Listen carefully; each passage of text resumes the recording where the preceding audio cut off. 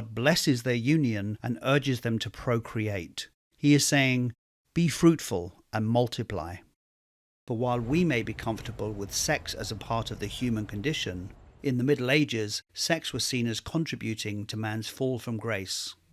This was a time when European artists, writers, and theologians were shaping a new terrifying vision of hell and the punishment awaiting sinners. God blesses their union and urges them to procreate. He is saying, "Be fruitful and multiply." This panel is a carnal interpretation and direct corruption of God's words, "Be fruitful and multiply." In the Vulgate Bible, the Garden of Eden is referred to as Paradisum voluptatis. It might not be the best translation of the Hebrew, but it is extraordinary.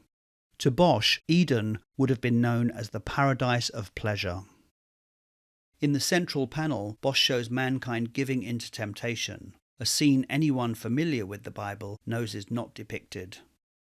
Everything in this paradise of pleasure has some kind of sexual connotation.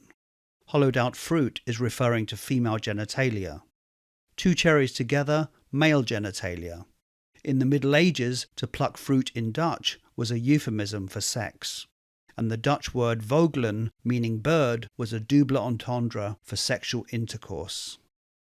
But we have to go to the bottom right-hand corner to find the main message.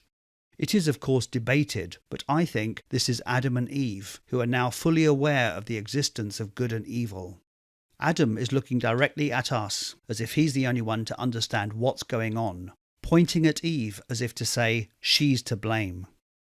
Eve is holding the fruit she has just picked. Fruit, of course, has a sexual connotation, thanks to Eve, although the Bible doesn't specifically say which fruit Eve ate. And anyway, it wasn't lust that Eve succumbed to, but temptation. A common belief in the Middle Ages was that after Eve gave in to temptation and after the fall, Eve's next sin was carnal lust. The middle of this panel is dominated by the circuit of men on all kind of mounts, corralling a group of women. In this dance, the unicorn and other animals we saw drinking peacefully in the first panel have been corrupted and now serve as mounts in the circular procession of lust. You ever stood and stared at it, marveled at its beauty, its genius? Billions of people just living out their lives, oblivious.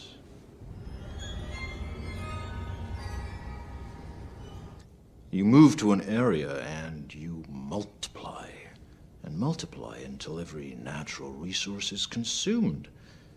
And the only way you can survive is to spread to another area. I'm going to be honest with you.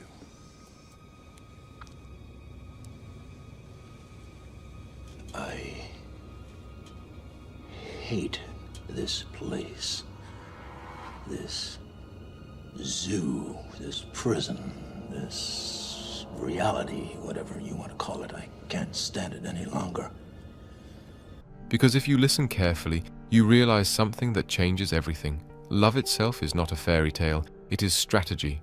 It is nature's brutal chess game, played through your emotions, your desires, and your fears. What feels like romance on the surface is, underneath, the relentless calculation of survival and reproduction. There are fields, endless fields, where human beings are no longer born. We are grown.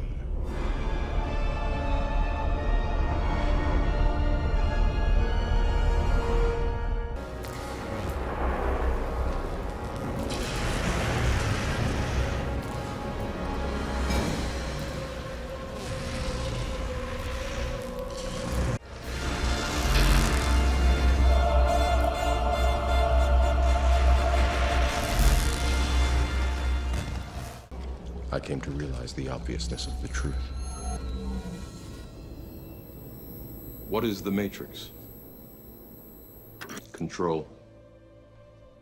The Matrix is a computer-generated dream world, built to keep us under control in order to change a human being into this. I came to realize the obviousness of the truth.